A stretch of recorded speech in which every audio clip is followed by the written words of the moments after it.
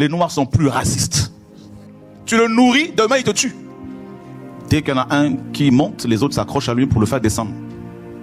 Dès qu'il y en a un qui réussit, on va dire c'est la sorcellerie, c'est le diable. À cause de ça, il y a la jalousie, la méchanceté. Voilà l'Africain. La traîtrise, c'est dans le sang en Afrique. C'est vrai que l'Africain peut facilement te vendre. L'Africain est jaloux de son frère. Mais je vous dis, c'est pour ça qu'il y a tous ces coups d'état à chaque fois. La rébellion, c'est dans la culture africaine. On va dire non, les Blancs sont racistes et tout ça, ils sont racistes. Laissez-moi vous dire les choses clairement. Les Noirs sont plus racistes. L'Africain va t'accuser sans preuve. Il va parler sur toi, contre toi, parce qu'il a entendu quelque chose. Mais il ne va pas forcément aller vérifier et produire des preuves. Voilà. Il n'y a rien à faire.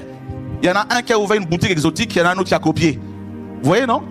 Il y a 26 ans, là. Il y a 25 ans, 26 ans à Paris, là. Quand on allait à Château-Rouge, là-bas, il y a 26 ans, la plupart des magasins à Château-Rouge, là-bas, étaient gérés par des Congolais, des Ivoiriens. Mais comme à cause de la culture, ils ont été, à cause de la culture, il y a la niaiserie, l'abrutissement. Eh bien, ils ne tiennent pas. Quand ils ont un tout petit peu de succès, un tout petit peu de richesse, ils ne tiennent pas. Alors, ils vont confondre leur propre argent et l'argent de l'entreprise. Tout de suite après, c'est plusieurs femmes qui vont commencer à avoir. Ils ne tiennent plus, ils vont divorcer, ils vont avoir plusieurs maîtresses, la polygamie, tout ce que vous voulez. Et puis, vous allez voir, après, ils vont faire faillite. Et c'est un Libanais qui va arriver, un Chinois qui va arriver, un Pakistanais qui va acheter. Et voilà maintenant un Pakistanais qui ne sait même pas ce que c'est la chikwang et qui va t'importer de la bonne chikwang, meilleure que ce que le Congolais vendait. Mon peuple a aussi un problème. Il faut le reconnaître. Si un Noir construit un avion, ce sont les Noirs qui vont éviter de monter dedans. Vous voyez, dans la tête des gens, c'est ce qu'on leur a mis. Ça vient d'où? D'où vient le problème de l'Afrique? Donc le problème de l'Afrique, je vais vous dire, frères et sœurs, ça vient d'abord des Africains eux-mêmes. Est-ce que vous savez que quand il y a eu la traite négrière, ceux qui ont vendu les Africains, c'était leurs propres frères? Bah oui. Pourtant, vous avez parmi eux des gens de qualité, des gens qui sont très intelligents. Vous avez vu le nombre de policiers noirs, arabes, en France qu'il y a?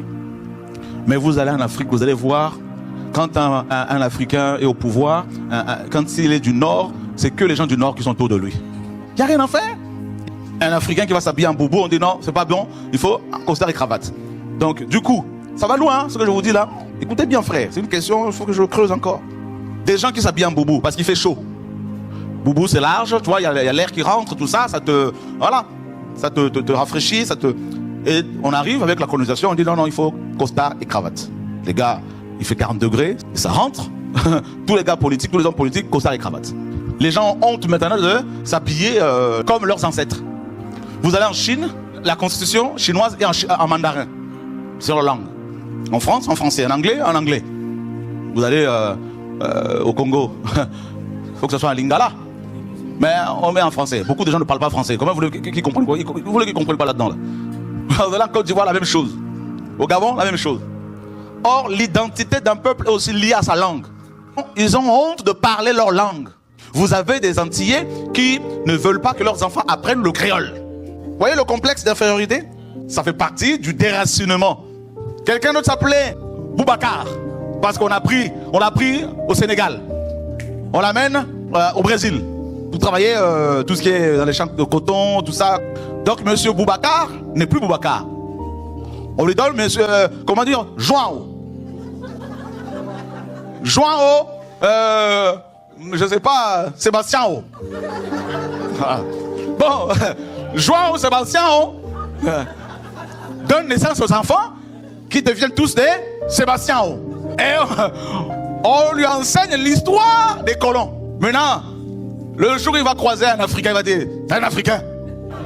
Et maintenant, il y a la guerre entre les Noirs antillais et les Noirs africains. Et on lui remplit le crâne d'orgueil. Il est noir, et quand il voit les autres, il est comme ça, les autres noirs. Seigneur, sauve-nous. Et on lui fait croire que les Noirs, les ancêtres là-bas qui sont restés en Afrique, leurs cousins, tout ça, ils sont dans les arbres. Dites-moi maintenant, l'intelligence, c'est qui là-dedans? Qui est intelligent? L'heure est grave.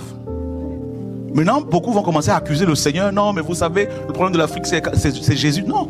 Est-ce que c'est Jésus qui a dit aux Africains de se détester les uns les autres? Est-ce que c'est Jésus qui leur a dit, n'est-ce pas, que les Gabonais soient en guerre contre les Camerounais contre les Congolais, les Ivoiriens, tout ça? C'est Jésus ça? Non. Est-ce que c'est Jésus qui dit aux Africains d'aller accuser les gens sans preuve? d'aller se battre quand un frère, quand une sœur, quand un Africain avance ou un Antillais, tout ça? Est-ce que c'est Jésus qui dit aux Martiniquais de se battre avec les Guadeloupéens et les Haïtiens, tout ça? Il y a des guerres comme ça là. Vous voyez, est-ce que c'est Jésus qui... Non. Regardez les autres peuples. Ils ont leurs différences, mais ils ont atteint un certain niveau de maturité. Quand je vois comment certains peuples européens fonctionnent, parce qu'on va dire non, mais c'est pas nous, ce sont les autres qui viennent, qui nous imposent des présidents, tout ça. Oui, certainement. Mais qu'est-ce qui empêche les gens de s'unir, de se dire, ben non, on ne veut pas de ça? Il y aura toujours quelqu'un qui va être corrompu, parce que c'est un peuple qui est corruptible. Facilement. On peut le corrompre avec 100 euros. Moi, je vous dis. En 1885, il y a eu la conférence de Berlin. Les pays occidentaux se sont réunis, les dirigeants, ils ont partagé l'Afrique comme un gâteau. Voilà. Vous avez vu? Mais non. Écoutez bien. Vous avez, par exemple, juste un exemple. Ça, c'est la Côte d'Ivoire. Ils ont coupé ça en deux. Ils ont dit ça, c'est le Mali. Juste un exemple, la Côte d'Ivoire. Vous avez ici une tribu. Il y avait une tribu ici. Il n'y avait pas de frontière parce que c'est la même famille. Ils ont coupé ça en deux.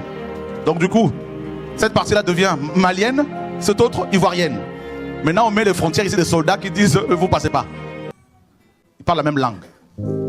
Voilà ce qui se passe avec l'Afrique. Au Gabon, vous avez des fonds. Au Cameroun, vous avez des fonds. Au nord aussi.